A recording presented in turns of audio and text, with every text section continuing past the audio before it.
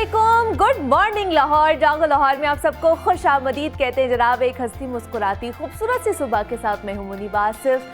मैं बिल्कुल ठीक ठाक हूँ जनाब। दुआ है और कि आप लोग जहाँ कहीं भी होंगे ठीक ठाक होंगे और खुश रह रहे होंगे और अपने इर्द गिर्द के जो लोग हैं उन्हें भी खुश रखिएगा ज़रूर, क्योंकि जनाब ये एक अच्छी चीज़ भी और अच्छी आदत भी है कि आप अगर खुश भी रहते हैं लेकिन दूसरों का भी ख्याल रखते हैं। तो नया दिन है, नई सुबह का आगाज़ हो चुका है और हम सबका ही एक यकीन होता है कि नसीब में ना जो कुछ लिखा होता है ना वही हमारे साथ होता भी है हमारी ज़िंदगी में। लेकिन मेहनत, कोशिश और प्लानिंग के बगैर सिर्फ नसीब भी कुछ भी नहीं कर सकता है। और माहिर नफ्सियात रिचर्ड वाइज़मैन हैं, वो कहते हैं कि इंसान अपनी अच्छी या फिर बुरी किस्मत का खुद भी ज़िम्मेदार होता है। और कुछ लोग दूसरे के मुकाबले में ज़्यादा खुशबख्त क्यों होते हैं?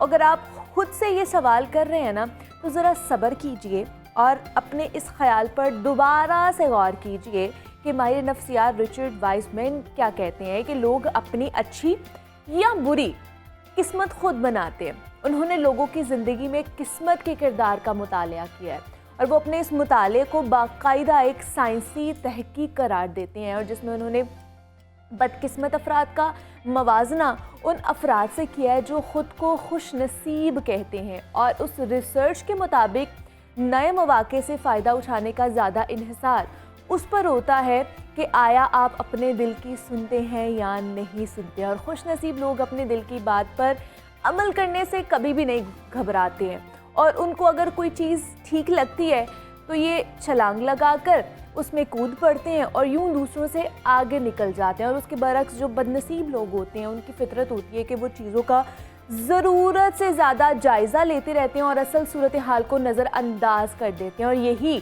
चीज़ें जो हैं उनको बहुत ज़्यादा नुकसान भी पहुंचा देती हैं। तो इसलिए आपने, जिस तरह मैं पहले भी कहती हूँ जनाब, कि अपनी ज़िंदगी में ना रिस्क लेना बहुत ज़्यादा ज़रूरी है। अगर कोई चीज़ आपके दिल को अच्छी लग रही है, अगर कोई फ़ैसला आपके दिल को भा रहा है, अच्छा लग रहा है और आपको लगता है कि ये आपकी आने वाली ज़िंदगी के लिए बेहतर साबित हो सकता है, तो आपको ज़रूर उसके हवाले से जिद्दोजहद, उसके हवाले से प्लानिंग और कोशिश करनी चाहिए। सिर्फ ये नहीं करना चाहिए कि हमें जो चीज़ समझ ही नहीं आ रही है या किसी से हम मशवरा करते हैं तो वो हमें कहता है कि ये तुम्हारे लिए चीज़ सही है और ये तुम्हारे लिए चीज़ गलत है। नहीं, ऐसा नहीं होना चाहिए। आपको अपने लिए ख़ुद से डिसीजंस लेने चाहिए, ख़ुद से अपनी प्लानिंग्स और अपनी जिद्दोजहद, अपनी जो मेहनत है वो ख़ुद से ही करनी चाहिए, ना कि किसी के कहने पर करना चाहिए। और इस हवाले से ये जैसे बदनसीब लोग और जो खुश नसीब लोग हैं वो यही है कि वो अपने दिल की बात मानकर अपनी ज़िंदगी में छोटे छोटे रिस्क लेते रहते हैं और उसी की वजह से जब वो रिस्क लेते हैं तो उनके अंदर एक और भी ज़्यादा मेहनत करने का जो जज्बा है ना वो बढ़ता जाता है। और उन्हें पता होता है कि जनाब अगर हमने रिस्क लिया है इस स्टेज पर तो इससे आगे भी हमने जाना है और इससे आगे जाने के लिए हमें मेहनत भी ज़्यादा दरकार होगी। सेगमेंट है हमारा हेल्थ एंड फिटनेस, जिसमें हम सेहत और उससे मुतालिक दरपेश मसाइल के हवाले से गुफ्तगू करते हैं। और जनाब आज हम बात करने वाले हैं मौसम सरमा के आते ही जिस्म में होने वाली मुख्तलिफ़ किस्म की दर्दों के बारे में, क्योंकि हम अक्सर लोगों से ये सुनते हैं कि सर्दी में हमें जोड़ों और हड्डियों के दर्द की शिकायत रहती है और जो अमूमन गर्मियों के मौसम में बहुत कम होती है, लेकिन जो ही सर्दी आती है ना तो दर्दों में इजाफा होना शुरू हो जाता है, जो कि तकलीफ दे अमल होता है और उससे इंसान एक नॉर्मल ज़िंदगी गुजारने से भी कासिर रहता है। और सर्दियों के मौसम में हमें बाज़ औक़ात वो दर्दें भी निकल आती हैं जो कि पुरानी किसी चोट की वजह से हमें लगी होती हैं और हम बिल्कुल उसे भूल चुके होते हैं। और कुछ अफराद को सर्दियों में कुछ हड्डियों में तकलीफ़ का ज़्यादा सामना होता है, जिसकी वजह से जो सर्द मौसम में सामने आने वाला जिस्मानी रद्द-ए-अमल होता है और आम तौर पर ये हाथों, पैरों और कानों में भी होता है। और ये ख़तरनाक तो नहीं होता मगर तकलीफ़ दे ज़रूर साबित होता है और इससे बचने के लिए हमें मुख्तलिफ़ किस्म की जो चीज़ें हैं उनको अपनाने की ज़रूरत है, अपनी जो आदात हैं उन्हें अपनाने की ज़रूरत है। तो आज हम इसी वाले से जनाब बात करने वाले हैं कि मौसम सरमा में इन तमाम तर दर्दों से किस तरह छुटकारा हासिल किया जा सकता है और कौन कौन से ऐसे अवामिल हैं जिनको निगलेक्ट करते हैं जिसकी वजह से ये तमाम तर दर्दें वापस आना शुरू हो जाती हैं। उस पर बात करेंगे। हमारे साथ इस वक्त मौजूद हैं प्रोफेसर डॉक्टर शहजाद करीम भट्टी साहब, हैं पेन मैनेजमेंट एक्सपर्ट हैं। डॉक्टर साहब आपको वेलकम कहती जागो लाहौर में, कैसे हैं आप? जी शुक्र।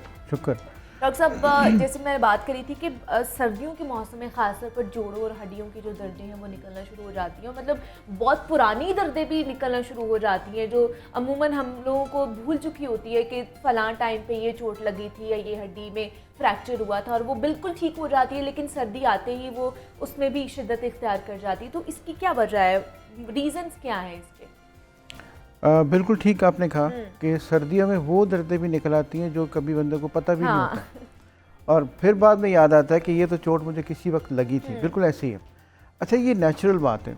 होता ये है कि सर्दियों में सारे हमारे जो पट्टे हैं वो सिकुड़ जाते हैं। अच्छा, उसकी वजह से ये होता है कि जो पट्टों में रिलैक्सेशन है वो ख़त्म हो जाती है, वो रिलैक्स नहीं करते, और वहाँ पे जहाँ पे सोजिश होने के चांसेस बढ़ जाते हैं। जोड़ों के अंदर दूसरा मसला ये होता है कि जोड़ों के अंदर जो फ्लूइड है, जो लुब्रिकेंट है, वो कम होना शुरू हो जाता है, या समझ लें कि सर्दियों में जमना शुरू हो जाता है। अच्छा, जैसे बिल्कुल गाड़ी के अंदर से अगर उसका लुब्रिकेंट अगर उसका जमना शुरू हो जाएगा तो उसकी चलना ठीक नहीं रहेगा। इसलिए हमारे जो जोड़ हैं, जब उनके अंदर लुब्रिकेंट ख़त्म होगा या कम होगा तो वो उनको मूव करने में प्रॉब्लम होगी, वो स्टिफ हो जाएंगे, सख्त हो जाएंगे, अकड़ जाएंगे। अच्छा। तो दर्दें बढ़नी शुरू हो जाएंगी। तो इसीलिए सर्दियों में हमारे पास जोड़ों के दर्दों के बहुत मरीज़ आते हैं, और उसकी वजह से ये होता है कि वो लोग दर्द की वजह से मज़ीद चलना कम कर देते हैं, जिससे दर्द मज़ीद बढ़ जाती है। हाँ। और ये दूसरी वजह जो मैं आपको बताऊं कि हमारे जिस्म में अल्लाह ताला ने एक सिस्टम बनाया है प्रायोरिटी बेस्ड। मसलन जो ठंड होती है तो ज़्यादा जो खून की मकदार है वो दिमाग में, दिल में, गुर्दों में, जिगर में जाती है, तो बाजू और जो टांगे हैं उनमें निस्बतन खून की मकदार भी कम हो जाती है, जिससे वो दर्दें और बढ़ जाती हैं। तो बहुत सारी वजूहात हैं इसमें, लेकिन वो डिफरेंट फैक्टर्स हैं जिनको एड्रेस आज हम करेंगे। लेकिन फिर इसका हल क्या है? मतलब बहुत से लोग हैं उनको स्वेलिंग भी होना शुरू हो जाती हैं जोड़ों में, टखनों में, घुटनों में, इवन कि उनकी उंगलियां तक जो है वो सूज जाती हैं, उंगलियों के भी जोड़ सूज जाते हैं, ख़ासतौर पर सर्दी जब बहुत ज़्यादा उसकी शिद्दत पड़ना शुरू हो जाती है। तो वो स्वेलिंग भी, उसकी भी कोई वजूहात है? उसकी क्या, वो भी लुब्रिकेंट कम होता है या जम जाता है, उसकी वजह से हो रही होती है चीज़ें? इसकी एक से ज़्यादा वजूहात हैं। पहली बात ये, जो आप स्वेलिंग वाली बात बता रही हैं, ये रूमेटॉइड आर्थराइटिस एक डिजीज़ है, उसमें भी ऐसा हो सकता है। अच्छा। बल्कि विंटर में एक टर्मिनोलॉजी इस्तेमाल होती है, तो कहते हैं winter arthritis. Winter arthritis winter arthritis की 2-3 वजूहात हैं। मसलन दिन छोटे होते हैं। हाँ जी। तो दिन छोटे होने से विटामिन डी हमें कम मिलता है, एक वजह वो भी है। फिर दिन छोटे होने से मलिक्टिविटी कम हो जाती है, हम मूवमेंट कम करते हैं, एक वजह वो भी होती है। फिर धूप प्रॉपर नहीं लगती, जिससे जिस्म खुलता नहीं है, एक वजह वो भी होती है। फिर विंटर में आप देखें कि हमारे जो खाने हैं वो और तरह के हो जाते हैं, हम खाते ज़्यादा हैं, चलते फिरते कम है, वज़न बढ़ना शुरू हो जाता है, एक वजह वो भी होती है। सो मल्टीपल रीजंस की जो वजह मिल के ये कॉज करती हैं, और ये सिर्फ यहाँ पे नहीं है, सारी दुनिया में है। अच्छा, दूसरी चीज़, हम मसलन बहुत सारी चीज़ों का एहतियात नहीं करते। हम बाहर भी निकलते हैं तो हम पूरी तरह से कवर्ड नहीं होते, हम अपना पूरा ध्यान नहीं करते, जिससे सर्दी लगने के चांसेस भी ज़्यादा हो जाते हैं, उससे दर्दें भी बढ़नी शुरू हो जाती हैं। ये डिफरेंट फैक्टर्स हैं, बहुत सारे। तो फिर इसका हल क्या है डॉक्टर साहब, कि किस तरह इसको फिर एड्रेस किया जा सकता है, या प्रिकॉशनरी मेजर्स फिर किस तरह के लेने चाहिए? ये सबसे बेहतरीन बात है। देखिए, हमें सबसे ज़्यादा जो ज़रूरी चीज़ अपने आप पे रखनी है, वो अपने आप को वार्म रखना है, गर्म रखना है। लेकिन गर्म रखना हीटरों से नहीं है, गर्म रखना है अपने आप को कपड़े पहन के। अपने 2 की जगह 3 कपड़े पहन लें, 3 की जगह 4 कपड़े पहन लें, ताकि आप गर्म रहें।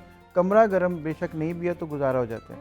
अगर आप कभी देखें, हमारे जितने गोरे लोग हैं सारे, वो 2 चीज़ें डेफिनेटली कवर्ड रखते हैं। एक उनकी गर्दन कवर्ड होती है, जिसमें से मफलर उन्होंने लिए होते हैं। दूसरे उनके जूते बंद होते हैं, उनके पाँव कवर्ड होते हैं। ये 2 जगह जहाँ से ठंड लगती है। और जिन लोगों को नमूनिया होता है, जिन लोगों को ठंड लगती है सर्दियों में, उसकी सबसे बड़ी वजह यह है कि आपकी गर्दन और अगर पाँव कवर्ड है तो ठंड लगने के चांसेस बहुत कम हैं। मैं फिर रिपीट करूँगा कि कमरा गर्म ना करें, अपने आप को गर्म करें। फिर इसके अलावा हम आजकल जो फूड लेते हैं, जैसे सपोज नट्स हैं, जैसे कोई दूध, गर्म दूध है, जो फिश है, जो अवेलेबल है, वो लें। डाइट अपनी थोड़ी सी बेहतर रखें। और ख़ास तौर पर जो चीज़ हम आजकल कम कर देते हैं वो पानी है। जितनी डिहाइड्रेशन होगी, जितना पानी की मिकदार कम होगी, उतना ठंड लगने के चांसेस ज़्यादा हैं। ये याद रखें, क्योंकि उसमें दर्दों के चांसेस भी ज़्यादा हैं। तो हमारी डिहाइड्रेशन नहीं होनी चाहिए। इसीलिए जो सबसे जो ख़तरनाक बात मैं शेयर करना चाहूँगा कि सबसे ज़्यादा जो स्ट्रोक्स हैं, जो फालिज के अटैक हैं, जो दिल के अटैक हैं, वो सर्दियों में होते हैं। वजह क्या है? छोटी सी चीज़ से हम बच सकते हैं। छोटी सी चीज़ क्या है कि जब हम पानी की मकदार कम रखेंगे तो हमारा खून गाढ़ा होना शुरू हो जाएगा। हाँ जी। जब गाढ़ा होगा तो उसमें क्लॉट होने के चांसेस ज़्यादा हैं। जब क्लॉट होने के चांसेस ज़्यादा हैं तो आम तौर के ऊपर सुबह सुबह फजर के इर्द गिर्द बेशुमार सर्दियों में अटैक्स होते हैं, फालिज के भी और दिल के भी। तो अगर हम पानी की मकदार पूरी रखें, जो ब्लड है वो क्लॉट नहीं होगा और गाढ़ा नहीं होगा। तो हम पानी पीते ही नहीं है यही इतनी बात ज़्यादा। मैं अर्ज़ करना चाह रहा हूँ, बीइंग ए डॉक्टर भी, बीइंग ए फिजिशियन भी, कि हम अपने हॉस्पिटल के एमरजेंसी में अगर आप जाके नोट करें तो सर्दियों में ये दिल की अमराज और ये जो दिमाग के जो स्ट्रोक्स हैं बढ़ जाते हैं। सिर्फ एक पानी पी लें, अपनी डिहाइड्रेशन ना होने दें तो जोड़ भी ठीक रहेंगे, पट्टे भी ठीक रहेंगे और ना सिर्फ दर्दें कम होगी बल्कि आप दिल के अमराज से और दिमाग के जो स्ट्रोक है उससे भी बच सकते हैं। मतलब अपनी ग़िज़ा का ख़ास तौर पर हमें ख्याल रखना है और पानी का इंटेक जो है वो ज़्यादा से ज़्यादा, मतलब मेरे ख्याल से एक गिलास भी बमुश्किल हम लोग पी रहे होते हैं जो सर्दियों में, लेकिन उसका हमें ख्याल रखना चाहिए, ख़ास तौर पर डिहाइड्रेशन अपनी बॉडी को नहीं होने देना। तो ग़िज़ा में सर हम लोग फ़ैट वाली बहुत सी चीज़ें खा रहे होते हैं डॉक्टर साहब, मतलब हलवा जात भी खा रहे होते हैं, मसाले वाली चीज़ें भी, जिस तरह मछली भी है बाहर से लेकर आते हैं मसाले वाली, बेसन वाली, तो ये चीज़ें भी क्या इफ़ेक्ट करती हैं हमारी बॉडी के ऊपर या हमारी हड्डियों में, या इस तरह की चीज़ें जो फ़ैट ज़्यादा हो जाएगा तब भी हमें दर्दें होती हैं? फिर देखिए, मछली इस शौक में खाते हैं जी कि ये ताकतवर चीज़ है, हाँ। लेकिन हम ये नहीं देखते कि वो कितनी डीप फ्राइड है, उसके ऊपर जो तय बेसन की जमी हुई है वो कितनी खतरनाक है। हमें सिर्फ ये करना है कि अगर आपको मछली खानी है तो आप इसको ग्रिल्ड कर लें, ग्रिल वाली ले लें, ताकि वो जो डीप तली हुई मछली है वो ना लें। मछली का फ़ायदा उस वक्त है जब वो ग्रिल्ड है या बॉयल्ड है, तो बॉयल्ड तो कोई भी नहीं खाता, तो ग्रिल तो कम से कम कर सकते हैं ना। लेकिन इन तमाम चीज़ों के साथ साथ अगर हमारी ये जो मसाला जात कम हो, इसके अलावा फिर वही मैं फिर घूम फिर के वही आऊँगा, अगर हम पानी की मकदार अपनी ठीक रखेंगे तो चीज़ें हमें हज़म भी होती रहेंगी और हमें इनको फ़ायदा भी होगा। और excess of everything is bad. जो चीज़ें ज़्यादा इस्तेमाल करेंगे बल्कि उल्टा वो वज़न बढ़ाना शुरू कर देती हैं, और वज़न बढ़ना फिर इस मौसम में ठीक नहीं है। और बल्कि इस मौसम में एक और चीज़ बड़ी कॉमन है, उसको कहते हैं विंटर ब्लूज़। विंटर ब्लू का मतलब है कि विंटर में लोगों को डिप्रेशन बहुत ज़्यादा होता है, और डिप्रेशन की वजह क्या होती है कि धूप नहीं निकलती, हर वक्त ग्लूमी सा सीज़न रहता है, कमरे के अंदर बंद रहना पड़ता है, तो डिप्रेशन के चांसेस ज़्यादा हो जाते हैं। उस डिप्रेशन में लोग और खाना शुरू कर देते हैं। सो ये साइकिल सा है, सिर्फ इसको कंट्रोल करने की ज़रूरत है। और सिर्फ एंड और टेक होम मैसेज ये है कि अपने आप को वार्म रखें, अपने आप को ठंडा ना होने दें और मूवमेंट रखें, चलते फिरते रहें, ताकि जोड़ और पट्टे दोनों मूवमेंट में रहेंगे तो दर्दें नहीं होंगी। अच्छा, इनकी कोई एक्सरसाइज है, मतलब अगर जिनको जोड़ों की या हड्डियों की दर्द होती है ख़ास करके सर्दियों में, तो उनके लिए आप एक्सरसाइज बता दें कि वो घर पे ही कर सकें। ख़वातीन अमूमन आपको पता है बाहर नहीं निकल सकती हैं या जब नहीं जा सकती हैं, तो घर में वो किस तरह की एक्सरसाइज कर सकती हैं? अगर वो घर के अंदर सिर्फ वॉक ही कर लें और अपनी थोड़ी सी स्ट्रेचिंग कर लें, जो जैसे हम पीटी करते हैं, हाँ उस तरह की पीटी जो स्कूलों में करते थे वही कर लें तो उससे पट्टे ठीक रहेंगे। मूवमेंट ज़रूर होनी चाहिए, चाहे वो किसी भी सूरत में हो, घर के अंदर, गली के अंदर, सड़क के ऊपर, जहाँ मौका मिले थोड़ी सी वॉक कर लें, ताकि मसल्स के अंदर जो ब्लड सप्लाई है वो बहाल रहे, और जो खून चलता रहेगा तो पट्टे भी नरम रहेंगे, जोड़ भी चलते रहेंगे, तो दर्दें नहीं होंगी। सब दर्दों से छुटकारा को मुश्किल काम नहीं है। अच्छा। सिर्फ उनकी एहतियात की ज़रूरत है, बजाय इसकी कि आप डॉक्टरों के पास जाएं और दवाइयाँ खाते रहें। तो बेहतर नहीं कि हम थोड़ी एहतियात ही कर लें, तो ये सारी चीज़ों से जान छूट जाएगी और हम इवन सर्दियाँ हेल्दी तौर पे गुजार सकेंगे। अच्छा, जिस तरह डॉक्टर साहब आप बता रहे थे कि हमारी एक्टिविटी नहीं होती है, मूवमेंट नहीं होती, जिसकी वजह से जो हमारी हड्डियों के अंदर लुब्रिकेंट होता है वो कम होना शुरू हो जाता है, जम जाता है, तो उसके लिए फिर क्या, उसके लिए भी मूवमेंट ज़रूरी है, एक्टिविटी करना ही ज़रूरी है? दो चीज़ें, डिहाइड्रेशन से परहेज़ और अच्छा। एक्टिविटी, सिर्फ दो चीज़ें कर लें तो ये सारी चीज़ें बेहतर हो सकती हैं। हाँ। थोड़ी सी एक्सरसाइज, थोड़ी सी वॉक, बेहतर डाइट, और ये जो जितनी डीप फ्राइड चीज़ें हैं, चाहे वो फास्ट फूड्स हैं, फिज़ी ड्रिंक्स हैं, इन चीज़ों से थोड़ा सा परहेज़ करें। लेकिन यही मसला है कि आजकल हम यही चीज़ें ज़्यादा इस्तेमाल करते हैं। सो थोड़ा सा अपने आप को फूड जो हैबिट्स हैं थोड़ी सी चेंज कर लेंगे तो बहुत बेहतर बंदा ऑर्गेनिक चीज़ें तो हम खा नहीं रहे ना, हर मिलती भी नहीं है मार्केट से, बड़ी मुश्किल से ऑर्गेनिक चीज़ें मिलती हैं और हमें पता चलता है, और हम बाकी फ़ास्ट फूड पे ही गुजारा कर रहे हैं। तो डॉक्टर साहब, कोई ऐसी दर्दें हैं जिनका घर में कोई इलाज नहीं है, उसके लिए हमें डॉक्टर के पास, फिजिशियन के पास ही जाना पड़ता है, और अब जैसे आप एक पूरा सेंटर रन कर रहे हैं और वहाँ पर मुख्तलिफ़ किस्म की मशीनरी भी है जिसके थ्रू पेन जो है वो कम हो सकती है, तो ऐसी कौन सी पेन्स हैं जो घर पे नहीं हल हो सकती, उनके लिए हमें डॉक्टर के पास ही जाना है? देखिए बहुत सारी पेन ऐसी है जिनको हम घर पे हल कर सकते हैं, लेकिन मैं सिर्फ मशवरा ये दूंगा कि जब आप जैसे कमर की दर्द हो रही है, घुटनों में दर्द हो रही है, जोड़ों में दर्द हो रही है, हम सब अपनी अपनी डॉक्टरी घर में आजमाते रहते हैं मसलन। लेकिन अगर एक हद तक मसलन चंद दिन में दर्द ठीक नहीं हो रही, बुखार हो गया है, दर्द बढ़ गई है, जोड़ का मूवमेंट करना मुश्किल हो गया है, और इसके अलावा आपको महसूस हो रहा है कि मैं जो भी दवाइयाँ ले रहा हूँ उसका असर नहीं हो रहा, वो टाइम है जब आपको किसी प्रोफेशनल हेल्प की ज़रूरत है। और बाज़ औक़ात एक छोटा सा इंजेक्शन, छोटी सी दवाई उस लंबे चौड़ी सर्जरी से भी बंदे को बचा लेता है, जो हम अवॉइड करते रहते हैं। सो अगर दर्द आपकी दवाइयों से ठीक नहीं हो रही, एक्सरसाइज से ठीक नहीं हो रही, बुखार होना शुरू हो गया है, या आप महसूस कर रहे हैं कि दर्द बढ़ती जा रही है, कंट्रोल नहीं हो रही, जैसे कमर की दर्द है, अगर महसूस होता है कि कमर में चलना मुश्किल हो गया है, टांग सुन होनी शुरू हो गई है, बैठ नहीं सकते, नमाज नहीं पढ़ सकते, वॉशरूम नहीं जा सकते, ज़्यादा देर खड़े नहीं हो सकते, सुबह सो के उठ के चल नहीं सकते, इसका मतलब है कि वो टाइम आ गया जब आपको किसी से कंसल्ट करने की ज़रूरत है। अच्छा। और उसमें हम बहुत सारे प्रोसीजर हमारे पास ऐसे हैं जिसमें हम बगैर सर्जरी के ट्रीट कर सकते हैं, बगैर ऑपरेशन के ट्रीट कर सकते हैं। सो दे ट्रीटेबल है। जैसे हम डिस्क को ट्रीट करते हैं, एक छोटा सा प्रोसीजर होता है 5 मिनट का, उसमें ओजोन लगाते हैं डिस्क के अंदर, जिससे वो डिस्क अपनी जगह पे वापस चली जाती है, अगले दिन आप काम पे जा सकते हैं। घुटनों के दर्द के हमारे पास लोग आते हैं जिनको सर्जरी की ज़रूरत है, जो सर्जरी लोग नहीं करा सकते, तो घुटनों के अंदर हम छोटे छोटे इंजेक्शन लगाते हैं जिससे वो बगैर स्टीरॉइड्स के, उसमें स्टीरॉइड यूज़ नहीं होते, तो उसके बगैर वो उठ के चल भी सकते हैं, मूवमेंट भी कर सकते हैं, दर्दों से परहेज भी कर सकते हैं। तो डॉक्टर साहब ये एक ही वन टाइम प्रोसीजर है या इसके लिए सिटिंग्स होती हैं और आना पड़ता है? जी, ये डिपेंड करता है कि मर्ज़ की नौयत कितनी है और उसकी शिद्दत कितनी है। अच्छा। अगर उसको कंट्रोल किया जा सकता है, बाज़ औक़ात 1 से 2 सेशंस के अंदर कंट्रोल किया जा सकता है, और वो भी घुटने के अंदर इंजेक्शन लगाने की ज़रूरत नहीं है।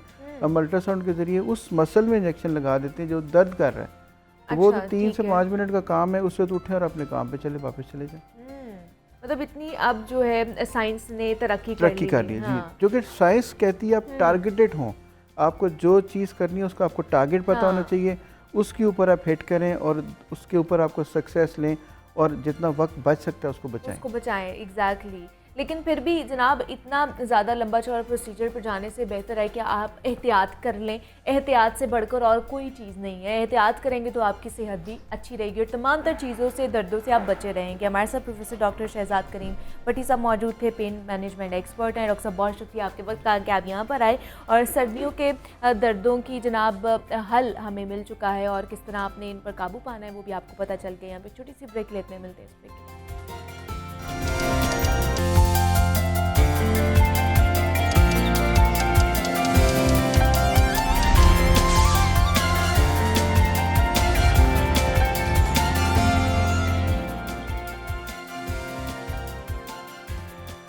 वेलकम बैक टू जागो लाहौर। जनाब ब्रेक से वापस आ चुके हैं। सेगमेंट हमारा लाहौर की दुनिया, जिसमें हम लाहौर और लाहौरियों के मसाइल डिस्कस करते हैं।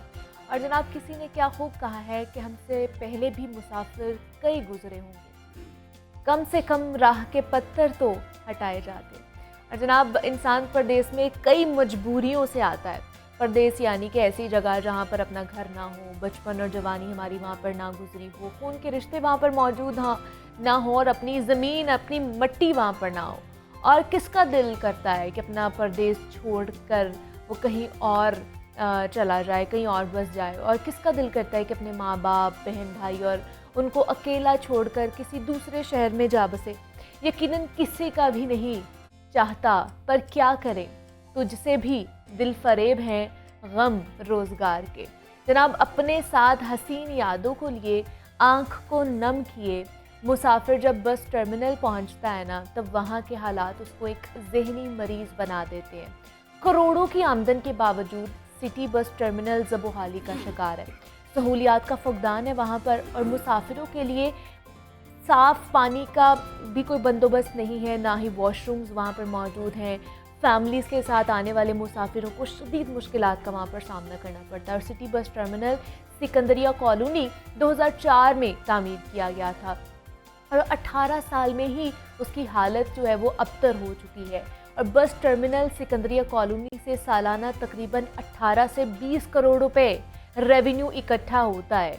और अच्छी आमदन के बावजूद भी मुसाफिरों के लिए सहूलियत ना होने के बराबर है। और सितम ज़रीफ़ी ये है कि कभी भी इंतज़ामिया ने यहाँ आने की जहमत गवारा ही नहीं की है, और जिसके बाइस ट्रांसपोर्ट मालिकान शहर के तमाम बस अड्डों पर सिर्फ नाम के वॉशरूम्स वेटिंग रूम्स और मुज़र सेहत खुराक की सहूलत दी हुई है और सफाई का निज़ाम गैर मयारी है।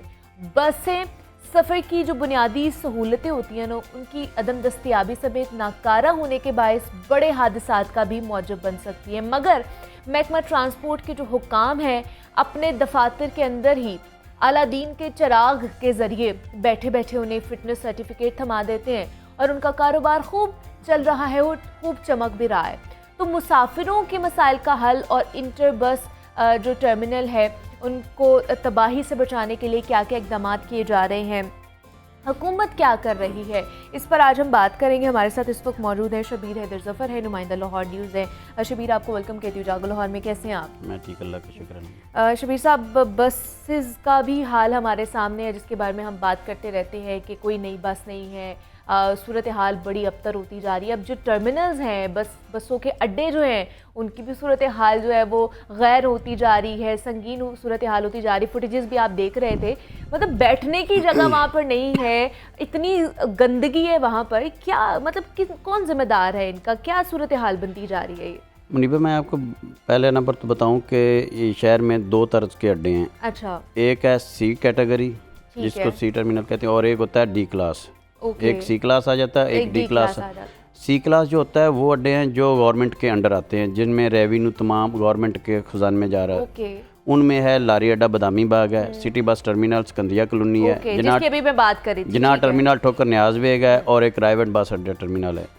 अब ये चार अड्डे हैं जिनका ख़जाने में सालाना तकरीबन करोड़ों जा रहा है। और अगर आप बात करें सिर्फ लारी अड्डे की तो तकरीबन 1 अरब रुपए से ज़ायद उसका सालाना आमदन है उसकी। अच्छा। एक बस अड्डे की।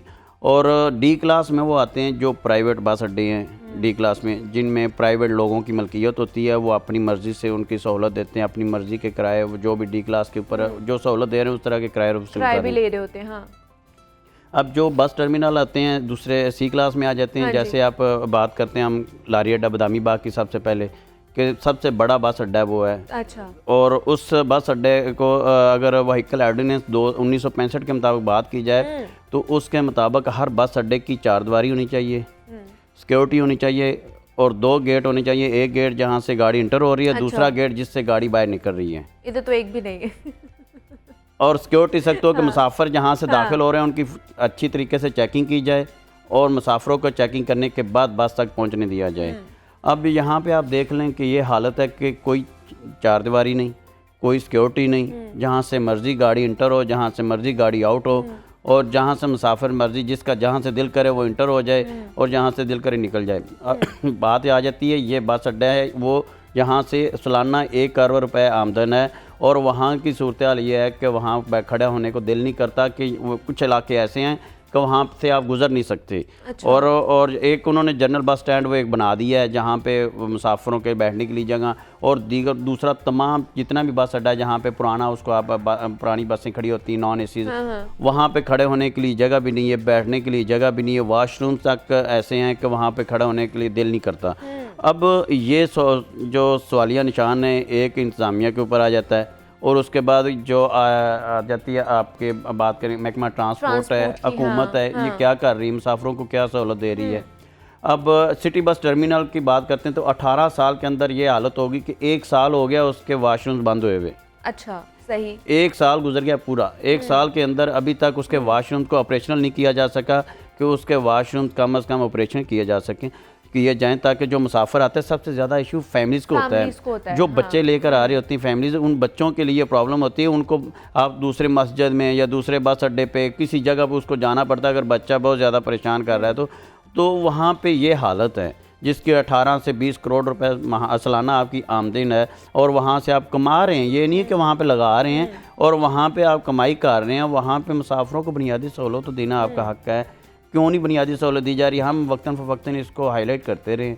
हमारा काम है कि हम आवाज़ बने, आगे जो काम कर रहे हैं इंतज़ामिया उसको खुद होश के नाखिन लेने चाहिए। महकमा ट्रांसपोर्ट को देखना चाहिए कि इसकी इतनी हालत ज़ार हुई हुई है कि कौन ज़िम्मेदार है। क्योंकि मुसाफिरों ने तो ये नहीं देखना कि ये किसके अंडर आ रहा है, किसके अंडर नहीं आ रहा, कौन इसको सुपरविजन कर रहा है, कौन नहीं कर रहा। अब मुसाफिर आ रहा है, मुसाफिर को तो ये पता है कि यह हुकूमत चला रही है, ये हुकूमत का अड्डा है। अब कौन से महकमे का है, किसने इसको, कौन जिम्मेदार है, वो आम आदमी को नहीं, उसके साथ कोई ऐसा लिंक नहीं है। कोई चक्कर नहीं है। अब ये है कि वहाँ पीने के लिए पानी नहीं है, गंदगी के ढेर लगे हुए हैं।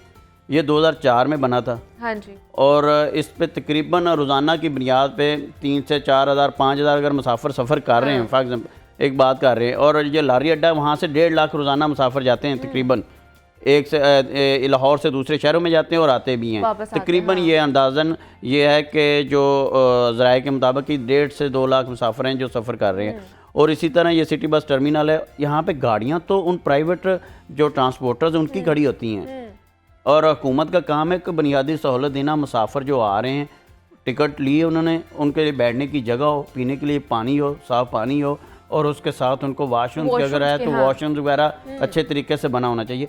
मगर यहाँ पे वाशरूम्स को बनाने के लिए 1 साल गुजर गया कि इन्होंने पीछे बाय लगाया हुआ है कि वाशरूम जो हैं वो ज़ेर तामीर हैं, तो उसके लिए इमारत ख्वाएं। अच्छा। एक साल पूरा गुजर गया, एक साल से वो अभी ज़ेर तामीर हैं। और इस दफ़ा हम गए हैं, देखा जाके तो उसके आगे ना एक बाड़ सी लगाई हुई है कि ताकि कोई अंदर ना जाए।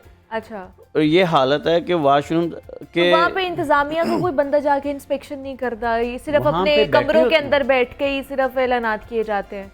ये कौन करेगा? इंतजामिया का काम है कि जो जिसकी ड्यूटी है वहाँ पे उसका काम है। अच्छा। कि जो जिसको उधर सुपरविजन दी हुई है उसका काम है कि वो रिपोर्ट करे कि ये मसाइल आ रहे हैं, पीने के लिए पानी नहीं है। ये तो मुसाफिरों के लिए हो गए, और जो वहाँ पे काम करते हैं उनके लिए ये सबसे बड़ा बुनियादी मसला है, पानी का, वाशरूम्स का। और जो वहाँ पे जितने भी वहाँ पे गाड़ियाँ आती हैं, हाँ, जितने भी गाड़ियों के वहाँ पे आपने टिकट बूथ बनाए हुए हैं, वहाँ पे भी तो लोग काम कर रहे हैं, उन लोगों के लिए भी तो होनी चाहिए, उन लोगों के लिए नहीं है। ये भी उनके लिए भी बहुत बड़ा मसला है, और वो भी रोज़ाना बेचारे कहते हैं कि ये हमारे लिए, कि हमारी कोई सुनता नहीं है। अब ये हुकूमत का काम है कि इनके ये बुनियादी जो मसाइल हैं इनको हल करे। और दूसरा मसला है कि मुसाफिरों को जो सहूलियात दी जा रही हैं, कि उनको गाड़ी के अंदर क्या सहूलत दी जा रही है या उनसे किराया क्या वसूल किया जा रहा है, ये तो एक अलग बहस है, ये एक लाख बहस आ जाती है। अब जो बेसिक जो उनके लिए एक सहूलत है कि उनके बैठने के लिए अच्छी जगह हो, कि अगर आज सर्दी है तो सर्दी के अंदर हीटर का इंतजाम होना चाहिए अंदर। आपने अंदर हीटर क्या, अंदर तो आपके दरवाजे भी नहीं होते, खिड़कियां टूटी होती हैं, कुर्सियां नहीं है बैठने के लिए। अगर बैठने के लिए कहीं कुर्सी है तो साइड पे आप देखेंगे तो इतनी गंदगी होती है, पान थूका हुआ है और ऐसी ऐसी चीज़ें पड़ी होंगी, सफाई का इंतजाम नहीं होता कि वहाँ मुसाफिर बैठेगा, क्या करेगा, कैसे बैठेगा। अगर उसको 1 घंटा भी इंतज़ार करना पड़ जाता है तो वो कहाँ पे जाए। कहीं किसी को बाहर इंतज़ार करना पड़ता है, लॉन्ग में खड़े होकर बाहर खड़ा होता है, वो इंतज़ार कर रहा होता है क्या जी मेरी गाड़ी आनी है, टाइम ये है। और कोई बेचारा उसी गंदगी के ढेर के अंदर बैठने पे मजबूर होता है। कुर्सियां हैं जो 4-5 होंगी, या यानी कि चंद कुर्सियां पड़ी हैं, तो वहाँ पे गंदगी है। अब ये सवालिया निशान इंतज़ामिया के लिए है। अब इसी तरह अगर आप बात करें जिना टर्मिनल ठोकर न्याज बेग जी, तो वहाँ पे हमने सर्वे किया था, तो वहाँ पे कोई किसी नाम की कोई चीज़ नहीं है, ना तो उधर इंतज़ामिया ने कोई ऐसे रूट्स बनाए हैं कि गाड़ियाँ उधर से निकलें। अच्छा। खाली वो अड्डा पड़ा है।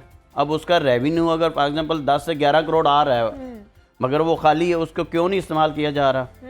और 2020 में जब उस्मान बाज़ार की हुकूमत थी तो वहाँ पे कहा गया था कि जी एक इंटरनेशनल तर्ज का बस अड्डा बनाया जाएगा, जिसकी फिजिबिलिटी भी तैयार हो गई थी। तो 250 कनाल पर ठोकर पर एक नया अड्डा बनाया जाएगा, और ये जितने भी प्राइवेट बस अड्डे हैं उनको ख़त्म कर दिया जाएगा। और वहाँ पर हर जो भी ट्रांसपोर्टर होगा उसकी गाड़ी एक ही बे में जाएगी, उसी बे में एक ही किराया होगा। अच्छा। और उस एक ही किराए के अंदर जो मर्जी जिस मर्जी की गाड़ी होगी, जिस तरह की मर्जी गाड़ी हो, किराया एक होगा। और वहाँ पे एयर कंडीशन होगा, मस्जिद होगी, वाशरूम्स होंगे, बैठने के लिए अच्छी जगह होगी, सब कुछ अच्छे इंतजाम होंगे।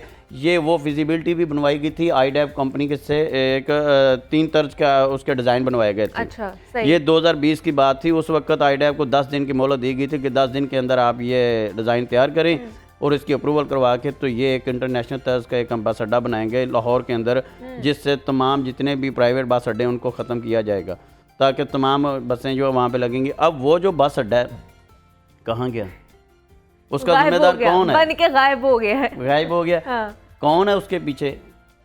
यही बात है कि कोई बनने नहीं देता। अच्छी चीज़ कैसे आएगी? कौन बनाने का जिम्मेदारी है महकमा ट्रांसपोर्ट की। महकमा ट्रांसपोर्ट क्या उस पर कर रहा है? अच्छा, महकमा ट्रांसपोर्ट, वही मैं पूछ रही हूँ कर क्या रहा है? पूरा महकमा है और अफसरान है वहाँ पर। अब महकमा ट्रांसपोर्ट के अंदर पंजाब ट्रांसपोर्ट कंपनी है। हाँ। जिसको लाहौर ट्रांसपोर्ट कंपनी कहते हैं कि पहले वो लाहौर के लिए थी, अब उसको अब वो पंजाब की पंजाब तरफ के डिवीजन के लिए कर पंजाब लिया, कर दिया कि पंजाब की जितनी भी अर्बन होगी ट्रांसपोर्ट उसको ये वो देखेगी, उसके अंडर आएगी। उसके अंडर आएगी। अब लाहौर के अंदर तो आप ट्रांसपोर्ट बहाल नहीं कर सके और उसके साथ आप मास ट्रांजिट अथॉरिटी बना देते हैं। मास ट्रांजिट अथॉरिटी देख रही है ये ऑरेंज लाइन ट्रेन और स्पीडो बस को। अच्छा, अब सवाल ये है कि अथॉरिटी भी बना ली, कंपनी भी बना ली, अब ख़जाने से पैसे तो आवाम की जेब से जा रहे हैं, पैसे तो आवाम दे रही है, मगर क्या भुगत भी आवाम रही है। अगर आपने कंपनी बनाई हुई थी तो उस कंपनी को कम से कम या उसको अथॉरिटी बना देते कि एक मर्ज कर देते, उनका रूट्स भी मर्ज कर देते ताकि लोगों को कुछ सहूलत मिल जाए। अब कंपनी के जो हैं वो लाखों रुपए जो तनख्वाहों की मद में जा रहे हैं वो अलहदा जा रहे हैं और उसके इन्फोर्समेंट जो काम कर रही है वो अलहदा जा रहे हैं, ख़जाने में पैसे जाते हैं या नहीं जाते, मगर जो वहाँ पे काम कर रहे हैं 100 से 200 250 लोग, उनके जो पैसे और उनके जो मराहत हैं वो उनको मिल रही हैं। पिछले 4 से 5 साल हो गए हैं, 5 साल से ज़ायद का वक्त गुजर गया, अभी तक एक बस नहीं चलाई जा सकी वहाँ पे।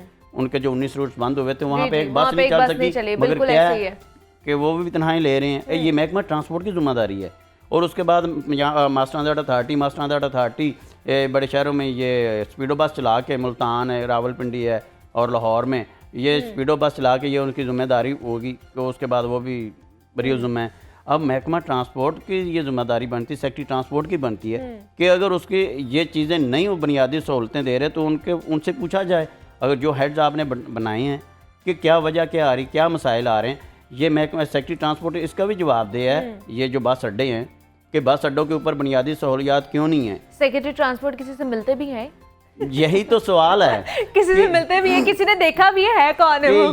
यही तो मसाइल आ रहे हैं कि आम आदमी की जो आवाज़ है उन तक कैसे पहुंच ही नहीं रही है, मुझे लगता है कैसे पहुंचेगी। अब उनको चाहिए कि ये आवाम तक रसाई कैसे लानी है, क्योंकि कुछ अदारे हैं जिनमें वो आवाम के साथ इंटरलिंक कर रहे होते, कुछ अदारे हैं जहाँ पे आम आदमी के लिए ज़रूरत नहीं होती सेक्रेटरी, मगर महकमा ट्रांसपोर्ट है तो वहाँ पे मुसाफिरों के जो मसाइल हैं उसके लिए सेक्रेटरी की जिम्मेदारी है या तो ऐसी टीम बनाए जो उसको अवेयर करे कि ये मसाइल आ रहे हैं और उस मसाइल के हल के लिए कोई कमेटी तश्कील दी जाए। चलिए उसके पास टाइम नहीं है तो वो अपनी कमेटी बनाए, कमेटी उससे वो ब्रीफिंग ले कि हाँ जी ये जो मसाइल हैं इसके लिए इसका क्या हल किया जा सकता है। अब उसने सेक्रेटरी आरटीए बनाया हुआ है, सेक्रेटरी आरटीए क्या कर रहा है, सेक्रेटरी आरटीए का काम सिर्फ ये है कि चलान कर देने हैं। अच्छा। स्मोक के हवाले से या जो भी टीम बनी है तो उसके ऊपर काम कर दे, मगर ये जो बुनियादी सहूलियात नहीं मिल रही हैं, अगर उसके अंडर नहीं है तो वो क्यों नहीं लिख के दे रहा कि ये किसकी जिम्मेदारी है, ये आवाम को जो मसाइल आ रहे हैं इसकी किसकी जिम्मेदारी। उसको सिर्फ ये है कि अगर किराया ज़्यादा ले लिया है तो उसको गाड़ियों में से किसी का चलान कर दिया तो वो उसका काम आ गया जी, वो उसने गाड़ियों का चलान कर दिया है, रोड के ऊपर उसने देखा कि गाड़ी धुआं छोड़ रही है तो उसको उसने बंद कर दिया है, वो एक फॉर्मेलिटी का जो काम होता है वो पूरा होता है। मगर ये है कि आवाम को कोई फ़ायदा नहीं है कि आवाम को आप देखें कि उससे कोई आवाम को फ़ायदा हो रहा है। काम वो होना है कि जिससे अभी भी तो शबीर ऐसी बहुत सी सड़कों पे हमें गाड़ियां नज़र आती हैं जिनकी फिटनेस सर्टिफिकेट मेरे ख्याल से उनको देना ज़रूरी नहीं समझा मतलब जाता कि उनको हटाया जाए सड़कों से, कि वो इतनी अनफिट होती है कि ऐसे लगता है शायद अभी और आप उनसे चेक करेंगे कोई उनके ना पास कोई फिटनेस खुदा ना सर्टिफिकेट होगा, खास्ता हादसा हो जाएगा। वही कह रही कि उनके पास फिटनेस सर्टिफिकेट होगा। अब ये है कि ये कंपनी विक्स कंपनी बनाई गई थी। अच्छा। जहाँ से ये फिटनेस सर्टिफिकेट जारी होता है। अब फिटनेस सर्टिफिकेट के लिए गाड़ी की पासिंग ज़रूरी होती है कि उसके गाड़ी को मुकम्मल तौर पर देखा जाए, उसकी लाइफ देखी जाए, उसके जितने भी टायर्स हैं, उसके इंजन हैं और तमाम चीज़ें जो तमाम पार्ट्स हैं उसको स्कैन किया जाए और उसके ऊपर अगर वो उसके पूरा उतर रही है गाड़ी तो फिर उसको पासिंग दी जाती है। अदरवाइज़ अगर उसका शॉक्स भी कमज़ोर हैं या उसके इंजन में प्रॉब्लम्स हैं या उसके टायर्स में प्रॉब्लम्स है या उसकी कोई भी किसी भी पार्ट्स के अंदर कोई प्रॉब्लम आ रही है तो उसको फिटनेस सर्टिफिकेट जारी नहीं हो सकता। अब ये है कि ये क्या करते हैं, उधर गाड़ी जाती है, एक बार एंट्री होती है, तस्वीर उतर गई, उसके बाद गाड़ी बाइक वापस आ जाती है, जैसे गाड़ी वापस आई उसके बाद उसका फिटनेस सर्टिफिकेट पहुंच जाता है। अच्छा। क्या है जी, गाड़ी पास हो गई है, गाड़ी अंदर से गई है, तस्वीरें उतर गई हैं जी, गाड़ी की पासिंग हो गई है। अब ये ज़िम्मेदार कौन है? ये भी महकमा ट्रांसपोर्ट जिसके साथ उन्होंने मुआहदा किया हुआ है, हुकूमत ने मुआहदा किया था विक्स कंपनी से, जो पासिंग होगी गाड़ी वही गाड़ी आगे चलेगी। अब उस गाड़ी को आप पासिंग लेने के बाद उसको आप रूट परमिट दे रहे हैं, उसके साथ आप दीगर तमाम जो उसके लवाजमात वो पूरे कर रहे हैं, तो कौन जिम्मेदार है? ये हुकूमती नुमाइंदे और महकमा ट्रांसपोर्ट, ये मिनिस्टर ट्रांसपोर्ट जो है उसकी भी जिम्मेदारी बनती है कि इसके ऊपर वो फोकस करे। क्योंकि पहले जो मिनिस्टर ट्रांसपोर्ट थे जहाँ ज़ेब खान खिची साहब, उनके साथ हम थे राब्ते में, अब ये नए आ गए हैं। अब ये इनका क्या है, इनका यही आता है कि जी मैं तो अब आया हूँ। अब आम आदमी को तो नहीं पता कि आप आए हैं, ये कौन आया। पहले मगर ये है कि अवाम को क्या सहूलत दी जा रही है, अवाम के लिए क्या देख रहे हैं आप, अवाम के लिए कुछ नज़र नहीं आ रहा। अभी तक लाहौर के अंदर कोई सफरी सहूलियात नहीं दी गई। लाहौरिये भी बेचारे इस वक्त चिंची रक्षों पे सर्दी के अंदर धक्के खाने पे मजबूर हैं।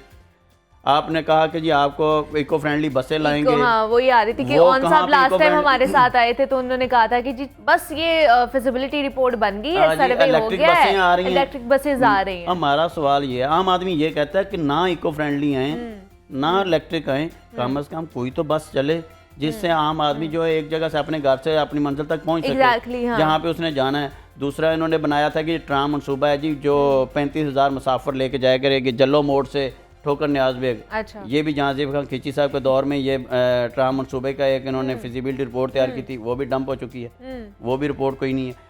ये तमाम वो चीज़ें हैं जो आम आदमी के लिए, आम आदमी को जिससे सहूलत मिलनी थी, शहरियों को सहूलत मिलनी थी।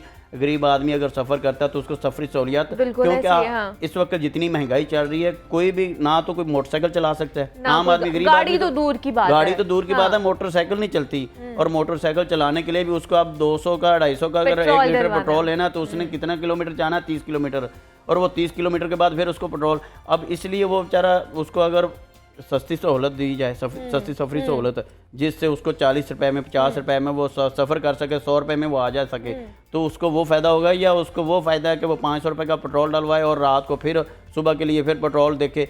अब ये सहूलत है आवाम को हुकूमत ने देनी है, ये हुकूमत ने फिजिबिलिटी बनानी है कि वो कैसे बनाएगी। सिर्फ फिजिबिलिटी रिपोर्ट ही तैयार की जाती है, ये फिजिबिलिटी रिपोर्ट की हद तक के काम है, सारे डंप हुए हैं। अब ये बस अड्डों की सहूलत जो है ये आप देखते हैं आपके सामने है कि जिस तरह आवाम को ये सहूलतें दी जा रही हैं, हम सब हमारे देखने वाले भी देख रहे थे, साथ साथ फुटेजेस भी चल रही थी कि किस तरह अबतर सूरत हाल है जितने भी स्टेशन हैं। हमारा तो काम ये है कि आवाम को दिखाना और हुकूमत को भी दिखाना कि ये है, ये आपका जो किया हुआ है, ये सारी चीज़ें, सारी कारकर्दगी ये आपकी है, जो जिसकी वजह से हम सफ़र कर रहे हैं, जो आम आदमी है वो सफ़र करता जा रहा है। हमारे साथ शबीर हैदर जफ़र, नुमाइंदा लाहौर न्यूज़ मौजूद है। शबीर, बहुत शुक्रिया आपके वक्त का कि आप यहाँ पर आए और जितने भी बस टर्मिनल्स थे उनकी सूरत हाल के हवाले से हमने बात की है, कौन कौन सी चीज़ें इस वक्त ख़राब हैं उस पर बात की है। अब एक छोटी सी ब्रेक लेंगे, मिलते हैं।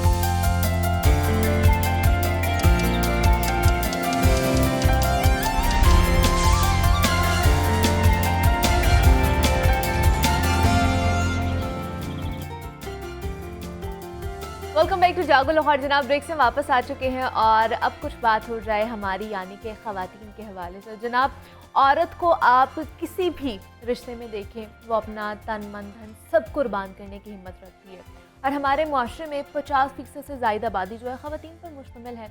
लेकिन अफसोस ये कि ख़वातीन मुआशरे की तंग नज़रों, तंग सोचों और पाबंदियों में पिसने पर मजबूर हो जाती है, और जिसकी वजह से मुल्क व कौम की तामीर में उनका किरदार अहम तो है लेकिन इतना नहीं जितना हो सकता है।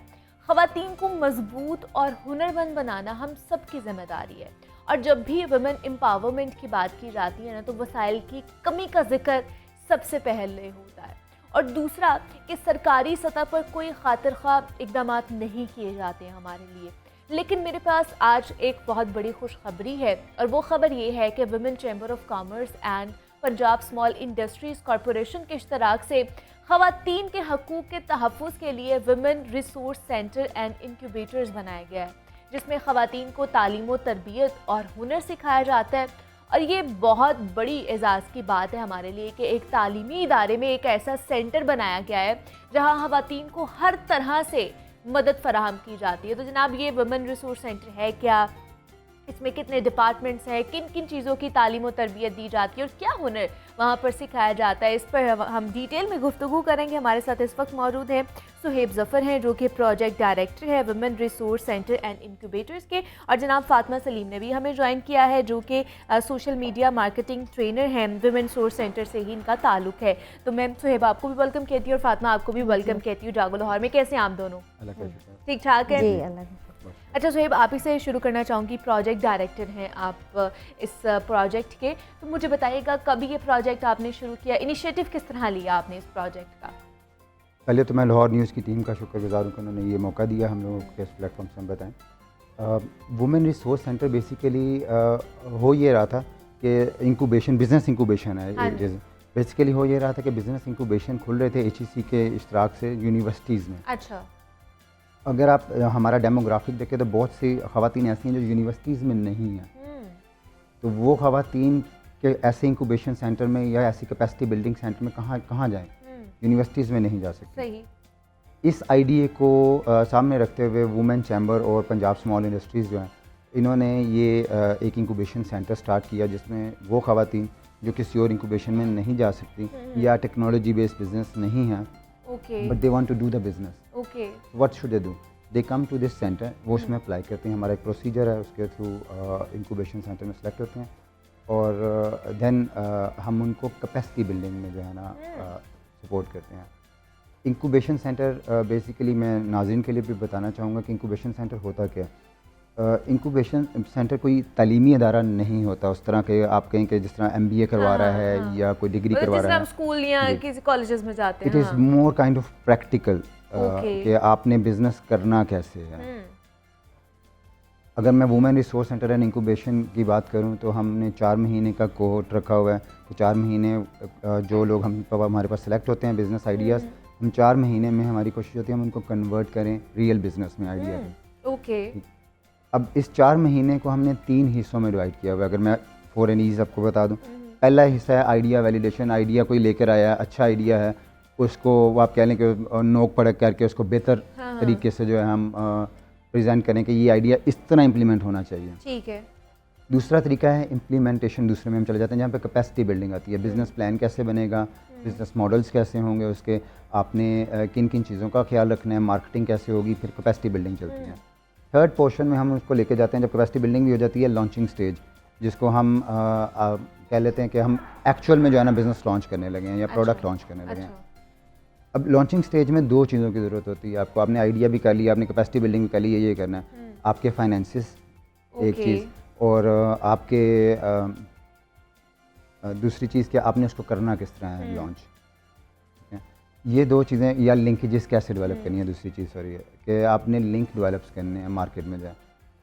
ये 2 चीज़ें हैं ना, हमने तीसरी कैटेगरी, तीसरी स्टेज रखी हुई है जहाँ पे हम स्टेट बैंक और मुख्तलिफ अदारे जो हैं जो फाइनेंशियल वुमेन डिपार्टमेंट के उनके साथ लिंकअप हैं, वो आते हैं बताते हैं। हमारा अपना पंजाब रोज़गार, पंजाब स्मॉल इंडस्ट्री का ही प्रोग्राम है, हम उसको जो है लिंकअप करवाते हैं। ग्रांट्स आ रही होती हैं, उनमें इनको सपोर्ट करते हैं कि ऐसे आप ग्रांट्स लें, and then we try to link them up in the market. अच्छा। कि फॉर एग्जांपल अगर कोई मसालों में है अच्छा आइडिया, तो उनको हम किसी जो आउटलेट है जहाँ पे आप जिसको हम ग्रोसरी स्टोर्स या बड़े बड़े जनरल स्टोर्स हैं, हम इस तरफ उनको लिंकअप करवाने की कोशिश करते हैं।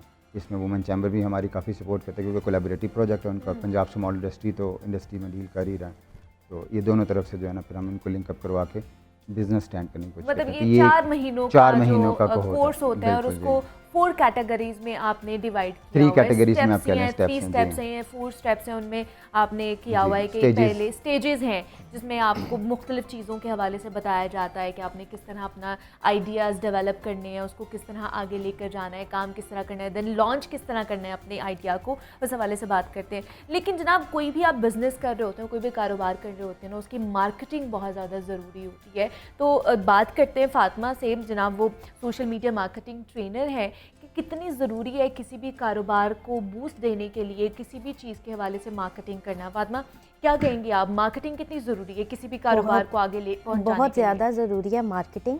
अगर आप स्टार्टअप्स हैं तो आपके पास इतने पैसे नहीं है कि आप कोई आउटलेट ले लें।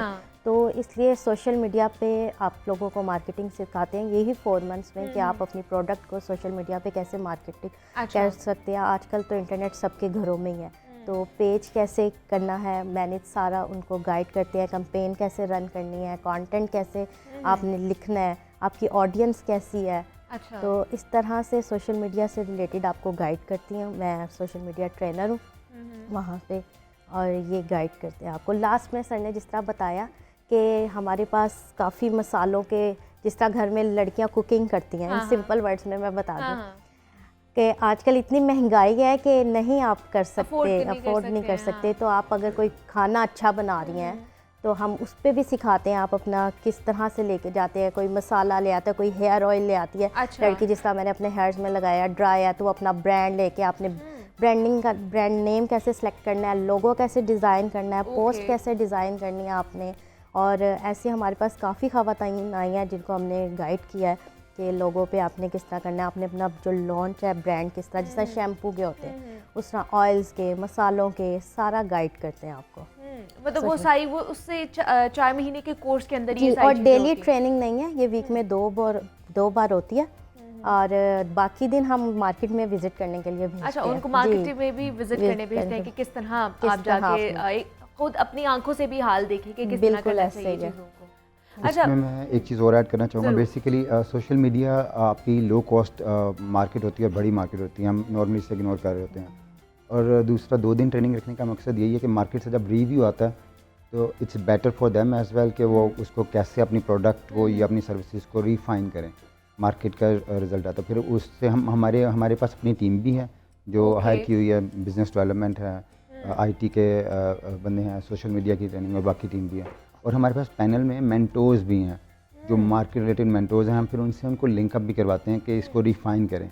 अच्छा, मार्केटिंग का इशू है, मार्केटिंग का बंदा हम जो है वो मार्केट से बुलाते हैं कि ये हैं, आप इनको गाइड करें, ये इशू आ रहा है।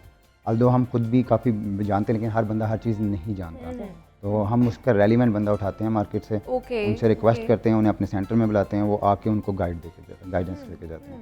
तो ये सारा प्रोसीजर जो है ना वो चल रहा है। अच्छा, कितने साल हो गए इस सेंटर को रन करते हो? इस सेंटर को 2 साल हो गए हैं अभी अच्छा। रन होते हुए, और हमारा 5वां बैच जो है वो इस वक्त इन प्रोसेस है। ओके, और हमारी अच्छी सक्सेस रेशो भी है इसमें। हम सक्सेस रेशो काउंट करें कि जिन लोगों ने फुल टाइम बिज़नेस स्टार्ट कर लिए हैं, अपने फुल ऑन जो है एम्प्लॉयमेंट शुरू करके बिज़नेस शुरू कर लिया, या जो जॉब पे थे उन्होंने जॉब छोड़ के फुल ऑन Business बिज़नेस पे अपना रिलाई करा, करना शुरू कर दिया, हाँ। तो हम उसको काउंट फॉर करें 60% के करीब। जो हमारा 20 का कोहोर्ट होता है, 20 का बैच होता है, ओके। तो उसमें से 12-13 वो वो हैं जो अपना कि बिजनेस बिज़नेस रन स्टार्ट करने शुरू हो जाती हैं शुरू हो आफ्टर जाती 4 हैं। जी। मंथ्स। Wow, very good. तो मुझे बताइए कि इसमें कोई एज लिमिट भी है, अगर कोई इसमें आना चाहता है कि इतनी एज से इतनी एज तक आ सकते हैं, या नहीं, हम ओपन है, ये हम- ओपन मैरिट है? बिल्कुल ओपन है। आपका हाँ। आइडिया अच्छा होना चाहिए, आपके पास अपने पास मोटिवेशन होनी चाहिए। इसका एक छोटा सा प्रोसीजर और सिलेक्शन क्राइटेरिया है अच्छा। जिसमें हम वेट करते हैं, लेकिन एज का कोई क्राइटेरिया नहीं है। 18 एंड अबव होना चाहिए, आईडी कार्ड होना चाहिए आपके पास। ठीक है। अच्छा, आइडियाज़ अभी तक किस तरह के आइडियाज़ आपके पास आए हैं, जो मतलब आप हैरान रह जाते हैं कि ख़वातीन इतने अच्छे आइडियाज़ भी लेकर आ सकती हैं? हमारे पास मेजोरिटी आइडियाज़ कपड़ों से रिलेटेड, टेक्सटाइल अच्छा। सेक्टर से रिलेटेड आए सही। हैं, लेकिन बीच में कुछ 2-3 ऐसे हैं कि जिन्होंने हमें वाकई ही हैरान भी किया कि अच्छा ये भी आइडिया हो सकता है।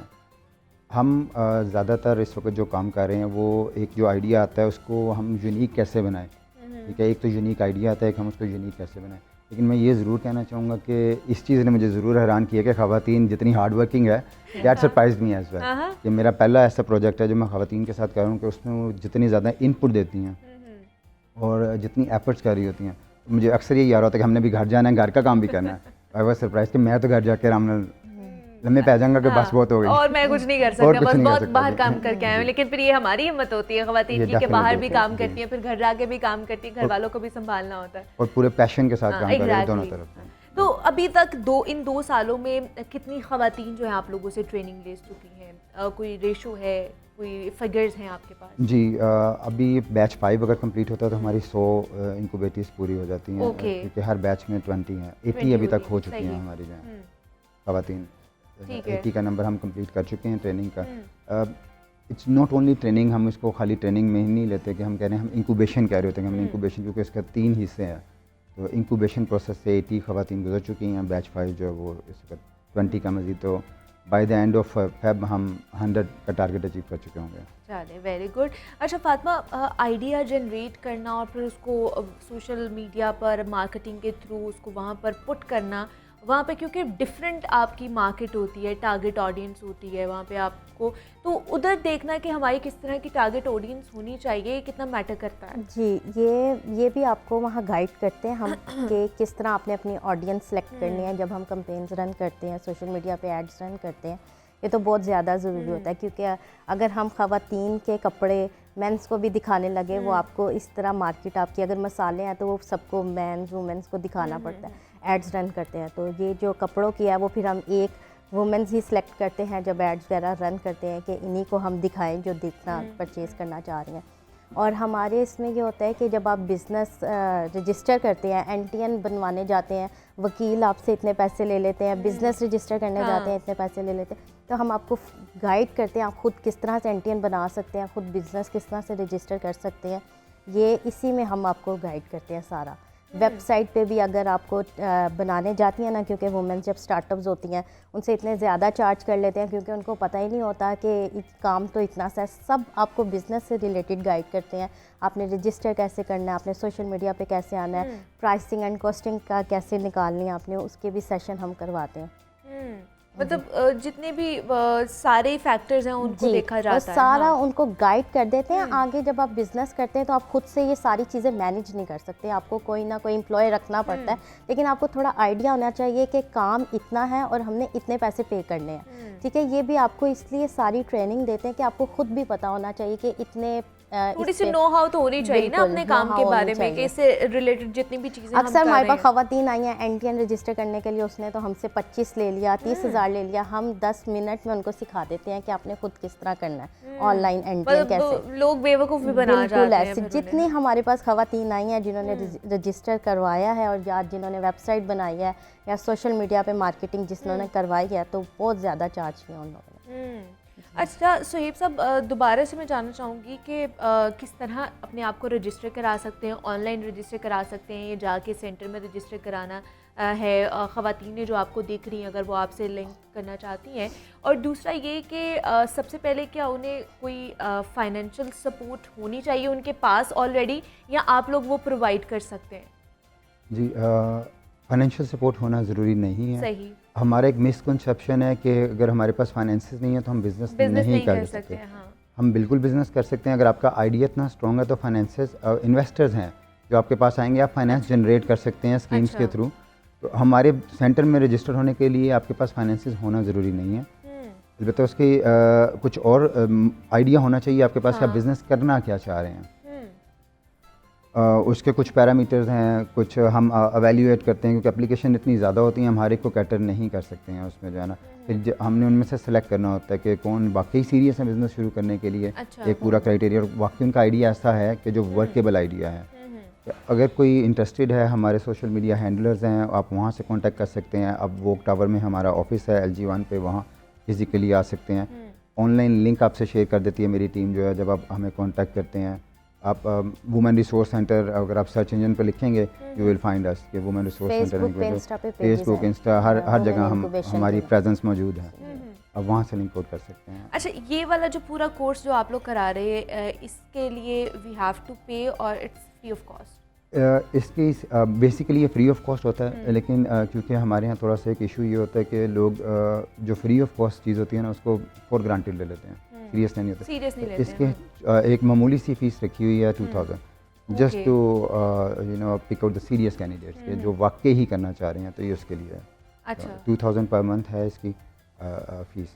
हम उसका भी हल कर लेते हैं। लेट्स से अगर कोई बिल्कुल ही ऐसे होते हैं कि वो ये भी नहीं पे कर रहे होते, तो हम हमारे पास उसका भी सोल्यूशन होता है कि हम अच्छा, क्या करें। लोग भी क्या आपको फंड देते हैं इस खास तौर पर इस चीज़ के लिए? गवर्नमेंट या नहीं? फंडेड प्रोजेक्ट है, गवर्नमेंट ऑफ पंजाब का फंडेड प्रोजेक्ट है, पंजाब स्मॉल इंडस्ट्रीज को टेक ऑन करी है। अभी तक हमने प्राइवेट इंडस्ट्री को टैप नहीं किया कि हम इसके लिए फ़ंड करें, लेकिन हम ज़रूर प्लान आउट करें कि अगर हम इसकी एक्सपेंशन में जाते हैं तो why not we go with private industry या प्राइवेट ऑर्गेनाइजेशंस के जो इसको एक्सपेंशन में हमें सपोर्ट करें। हाँ तो जी। ये डिस्कशन में है, तो लेट्स सी कि हम इसमें किस तरफ ज़्यादा जो है हम क्योंकि प्लान ये है कि हम ज़्यादा गवर्नमेंट पे बर्डन भी ना बने और हम काम भी करते रहें। हाँ जी। तो ये दोनों चीज़ों को कैटर करने के लिए we are just already discussing, higher management के साथ डिस्कशन चल रही हैं, मीटिंग्स हो रही हैं। तो लेट्स सी कि हम इसमें किस तरफ जा सकते हैं, लेकिन लोग विलिंग ज़रूर हैं जो कि इसको सपोर्ट करने के लिए या इसी तरह की इसमें इन्वेस्ट करने के लिए। इंक्यूबेशन और खोलने के लिए। अच्छा, मतलब और है कि और भी सेंटर्स खोले जाएंगे इंक्यूबेशन? जी बिल्कुल, ये बिल्कुल प्लान में है कि और भी सेंटर लाहौर खोले में जाएंगे। या लाहौर से बाहर भी? अभी लाहौर में एक मौजूद है। हाँ जी। अभी प्लान यही है, स्मॉल इंडस्ट्री का भी प्लान है कि वो इस तरह के मज़ीद सेंटर्स जो है मुख्तलिफ जगहों पे खोलें। इस सेंटर का रेशो और जो इसका सक्सेस रेट है उसको डेफिनेटली काउंट फॉर किया जाएगा, जो कि हमारा बहुत अच्छा है। हम शुक्रगुजार हैं कि जो अच्छी मेहनत काम आई है, तो अब वो और वुमेन का रिस्पांस बहुत अच्छा है इसके लिए। हमें सबसे ज़्यादा तो ये सरप्राइज, हम जब स्टार्ट कर रहे थे मैं आपको ये बताता चलो, मुझे ये था कि शायद हम रिस्पांस जनरेट नहीं कर पाएंगे, बड़ा क्वेश्चन मार्क था, क्योंकि incubation is a new concept, इतना पुराना कॉन्सेप्ट नहीं है पाकिस्तान में। तो इसको समझाना कि इंक्यूबेशन है क्या, ये एक बहुत बड़ा क्वेश्चन मार्क था। लेकिन जब हमें एप्लीकेशन आना शुरू हुई, it takes a long time कि हम उसको स्क्रूटनाइज करने में हमें अच्छा खासा टाइम लगता था। अच्छा। तो इस चीज़ को देखते हुए ये चीज़ उसी दिन से डिस्कशन में आ गई थी कि इस तरह के और सेंटर्स होने चाहिए। मतलब ये अंडर प्रोसेस है कि 100% और भी जी। सेंटर्स बनाए जाएंगे लाहौर में या लाहौर के बाहर, ताकि ज़्यादा से ज़्यादा ख़वातीन के हवाले से काम किया जाए, उनकी फलाह बहबूद के हवाले से काम किया जाए, उन्हें हुनर सिखाया जाए। हमारे साथ फ़ातिमा सलीम मौजूद थी। फ़ातिमा, बहुत शुक्रिया Thank आपके you. वक्त का कि आप यहाँ पर आई, और जनाब सोशल मीडिया मार्केटिंग ट्रेनर हैं, और उसके साथ सुहेब ज़फ़र ने हमें ज्वाइन किया था, प्रोजेक्ट हेड हैं women resource centre and incubator के। सुहेब, आपका भी बहुत शुक्रिया कि आप भी यहाँ पर आए, और बेस्ट ऑफ लक कि आपके ये जो काम है ये बढ़ता जाए, और ख़ासतौर पर वुमेन के हवाले से जो इक़दाम उठाए जा रहे हैं और उनके हवाले से काम किया जा रहा है, इसको ज़्यादा से ज़्यादा मेरे ख्याल से जो हमें देख भी रही हैं, और अगर वो भी बिज़नेस करना चाहती हैं तो वो भी इनसे लिंक अप कर सकती हैं और जाके अपने आइडियाज़ जो है उनको बता सकती हैं, फिर उसके बाद उसके ऊपर इनिशिएटिव लिया जाएगा, अगर वो आइडिया जो है वो कारआमद साबित होता है या नहीं होता, या अच्छा होगा या नहीं होगा। तो अब मुझे आपने इजाज़त देनी है, अपना बहुत सारा ख्याल रखिएगा। और